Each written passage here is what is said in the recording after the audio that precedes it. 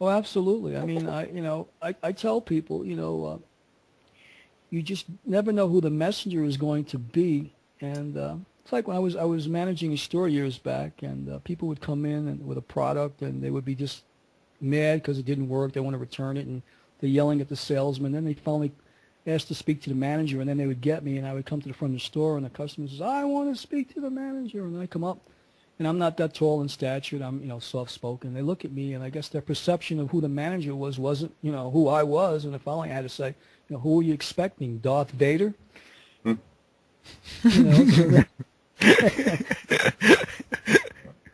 I says, I'm the only one here who can help you. So my point was that there are many times that people don't want to accept who is the chosen spokesman, or who's the person who steps forward to deliver the information or the message.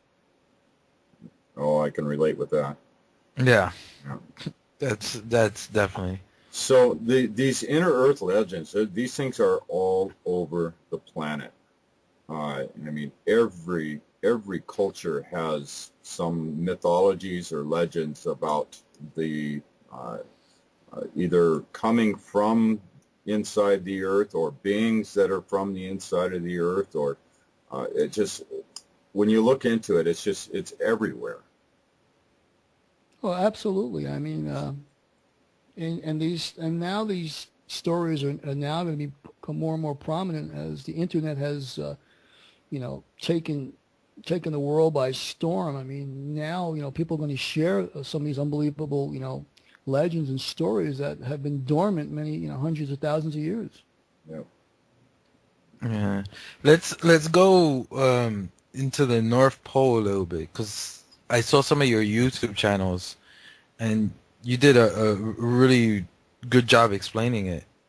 Let's first Thank start you. off, I guess, with the birds up there that are really really strange Well, in the we pattern can of the talk fly. Well, we can talk about the auk birds in that area there. The auk birds fly north, and no explanation why they would fly north, because supposedly it's colder as you go north.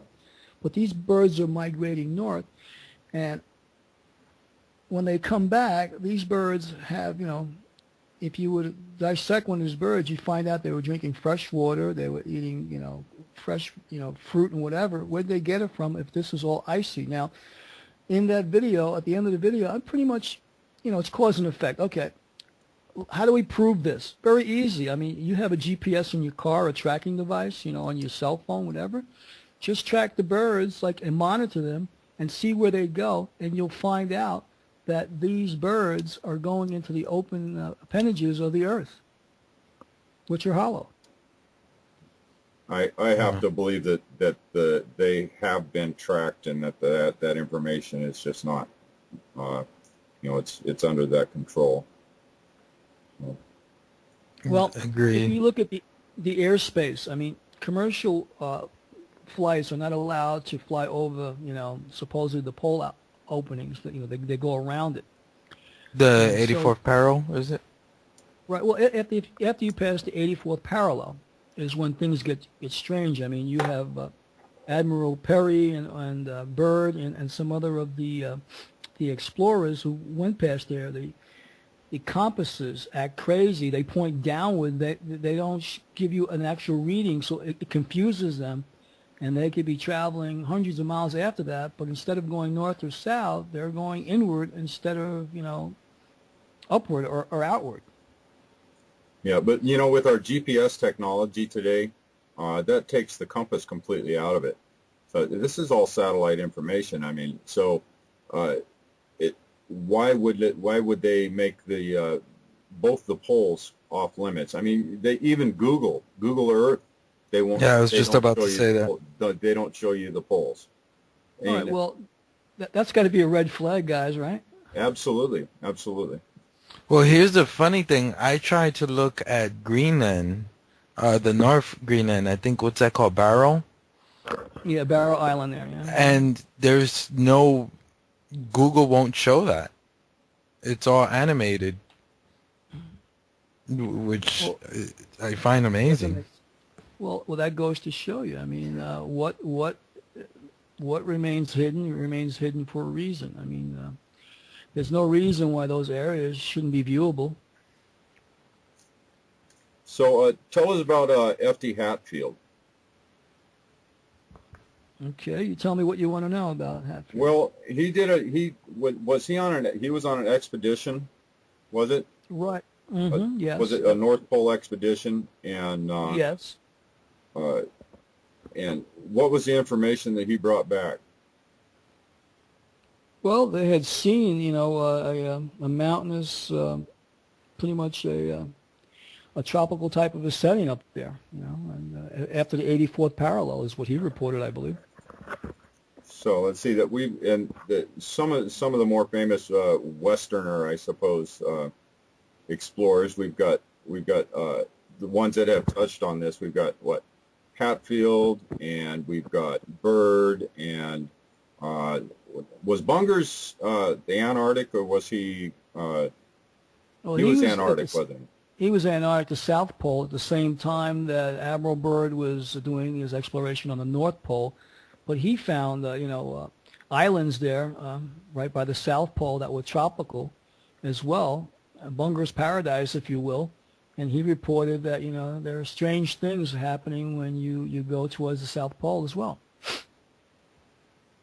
Keep in mind, this is one of the things it's always got me to wonder. The icebergs are composed of fresh water. They're not salt water based. I mean, where does this water come from? And the water has to come out of a river, out of the inner earth. And as soon as it hits the colder water, whether it be the North Pole or the South Pole, it freezes and makes a body of ice. But that ice must be salt water based. But how is it fresh water, and how is vegetation in there, from trees and branches or whatever, or even to find animals, prehistoric animals, that are preserved as though they were alive yesterday? So, I mean, this has got to give you a red flag as to, how can these things occur in a saltwater ocean? It's impossible. Unless, of course, there is fresh water, unless, of course, there's a river running outside of the earth to create these conditions. I mean, you can go to the North Pole and you've got the aurora borealis, the strange lights, that shows a possible illumination of maybe a secondary sun coming out of this opening to give the strange phenomena appearance over the Alaskan skies. Stephen, I think we're gonna have to go to Greenland and go up the East Coast and just really ask around, because I have a feeling once you get past that the north part of Greenland. Well, are you familiar with the Lost Colony? For those who are listening, if you'd like to know about the Lost Colony, you can go on YouTube and just Google the Lost Colony. It's a story about Eric the Red, who took people from Greenland up.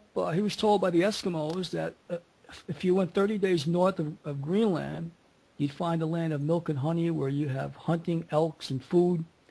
He took everybody from Greenland with him. They traveled 30 days north from Greenland, never to be seen again. And if you go to their museums in their country, they talk about the expedition where all these people just mysteriously disappeared. They found no graves, no remnants of anything of these people. 300 years later, when the people from their country went out to Greenland looking for Eric and their culture. So that's a mystery that's never been explained. Where did they go? And the Indians, the Eskimos, knew that they went further north, and they were told about the land of milk and honey, the warm springs, the warm territories. And if that doesn't sound like a hollow earth, I mean, what does? Well, the whole hollow earth, the scientific end of the hollow earth theory, I won't say use the word scientific. Let's just say my common sense tells me that you have a planetary body spinning in Earth, spinning in space. There's a thing that I know of called centrifugal force, right, which would push everything out. And then you take that and couple with it with the Pangea uh, theories, where it was all one planet. Well, I mean, one land mass on this planet that broke up and spread apart. I kind of see it in my mind that we were actually once, this planet, the radius of this planet was much, much smaller. And through the billions of years, that spinning force is forcing the crust of the planet to thin and spread. And that's why you have the continental drift and all that stuff, which would You're talking about the growing planet theory, right? leave a hollow in the center of the Earth. It just makes common sense to me.